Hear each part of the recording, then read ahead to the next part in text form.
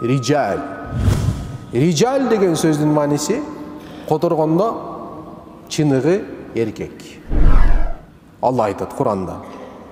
Эркектерге бул сөз түшүнүктүү. Эркексиң, түшүнүктүү бул нерсе. Ошолорду Алла Куранда риджал дейт. Кимдер булар дегенде бир аят бар. Риджалун садаку ма ахадуллах алейхи. Алла субханаху ва тааля берген сөздөрүндө так турушат. Ошолор эркектер дейт Алла субханаху ва тааля. Кимдер жөнүндө сөз кетип атат дегенде, тафсирди ачып көргөн болсоң, бир сахаба жөнүндө сөз кетип атат. Ал сахаба ким экен? Эркек бир сахаба. Амалы эмне экен? Ал сахаба мындай ящиктер жасайт экен.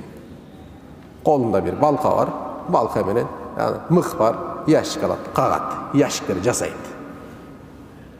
Бирок амалы эмне? Азан айтылдыбы? Колун көтөрүп иштеп аткан жерде, азан айтылган жерден кое бир мыгым калып калды. Бүтүрөйүн дагы анан барайын, анда нерсе жок. Колу кайсы жерде болсо, Аллаху акбар ыргытты болду, турду кетип калды. Кайсы жерге? Намазга. Аллах ошону эркек деп атат дейт. Аят. Себеби Аллахка сөз берди. Аллахка сөз берди. Эмне менен сөз берди? Ким ла илаха иллаллах Мухаммадур Расулуллах дедиби, Аллахка сөз берди. Аллах, мен 5 вакыт намазды эркекче окуйм. Байлыгым болсо, зекетимди эркекче берем.